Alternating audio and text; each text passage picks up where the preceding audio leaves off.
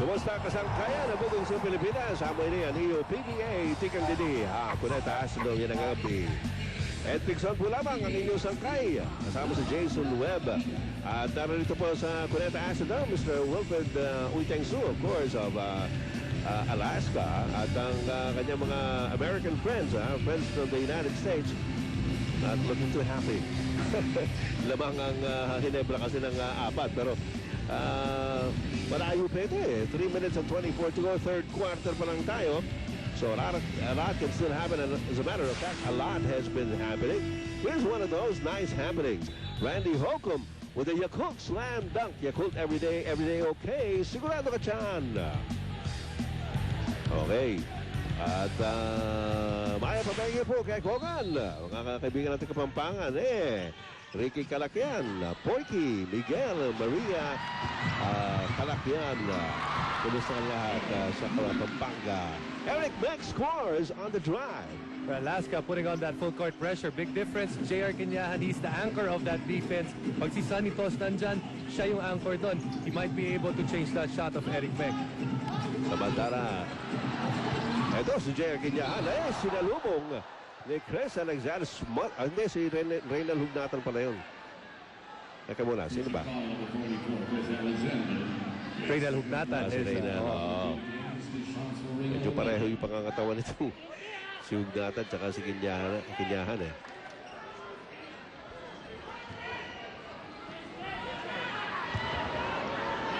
Hugnatan.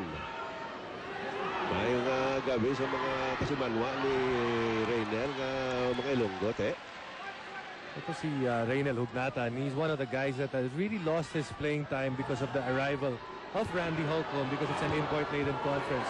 That usually happens. Meron talagang kailangan mag-give way dahil pag nandyan yung import, you would expect him to play or at least get about 32 minutes each ball game. And ang tinamaan dito sa team ng Alaska is Reynel. Anong naman niya siguro na pinag-usapan nila yan ng coaching staff. Samantala, Chris Pacana is also in the game now para sa Barangay Ginebra.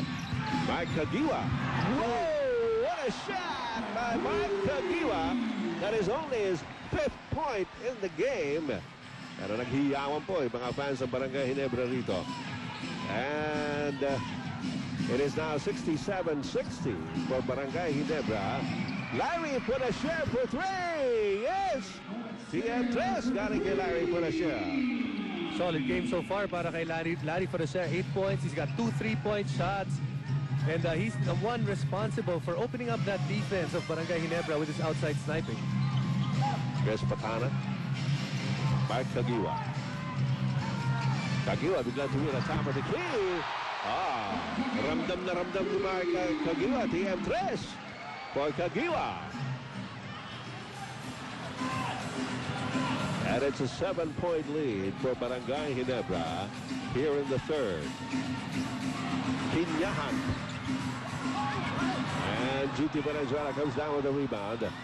Junti, sumaksak sa loob, tuloy-tuloy! 14 points for Junti Valenzuela. We've got a minute and a half, exactly a minute and 32 seconds remaining here in the third quarter. And again, the large hands of Ginebra as Junti Valenzuela makes it a 9-point lead for Barangay Ginebra. This time out.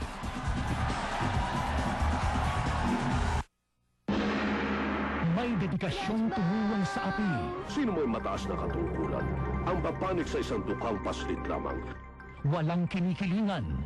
Nangakawan! Dapin ninyo si Xiao Guodong ngayon din. May matinding paninindigan. Judge po, si Xiao Guodong ay amain ng prinsipe na kabanata. Walang halaga sa akin. Judge Pao, Lunes hanggang Biyernes, alas 10 ng gabi sa ABC. Ang pangalang Baoxing ay tunay na makatarungan. Alright, mga kaibigan. Ito na. Ito yung mga posters, kanya-kanya. Mga kaibigan,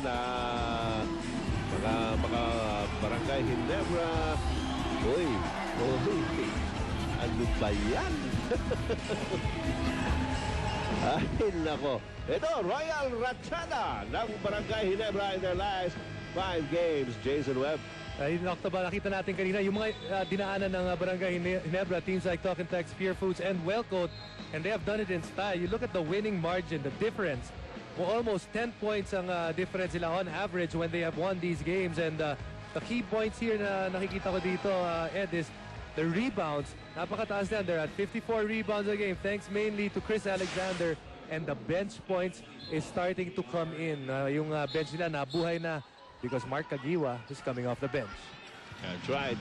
At, uy, pa.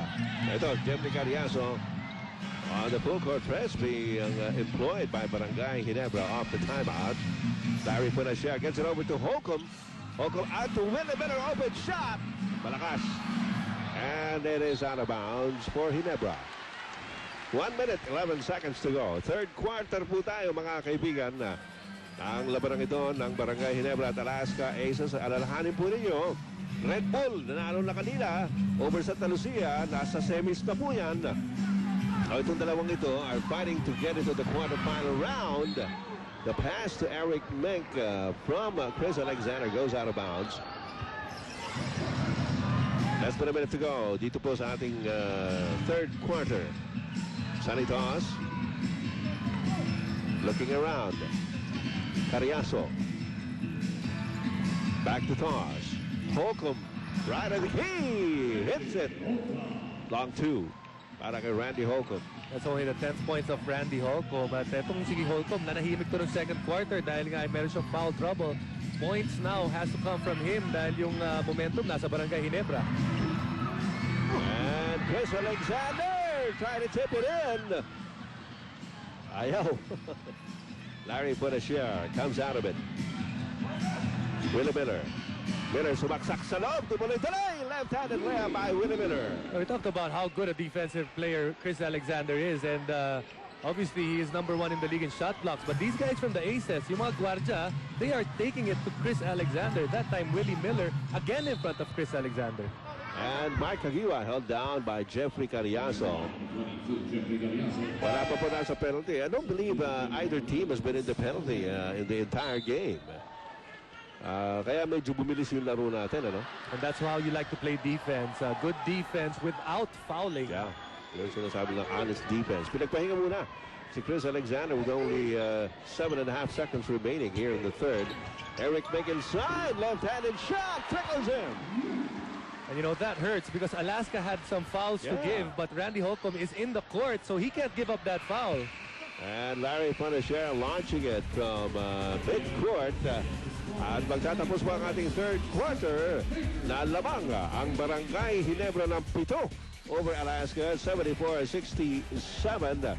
So, sigurado po magiging kapanapanabik ang pagtatapos na pang-apat na quarter ng larong ito. Kaya dyan lang kayo, we'll take a short break.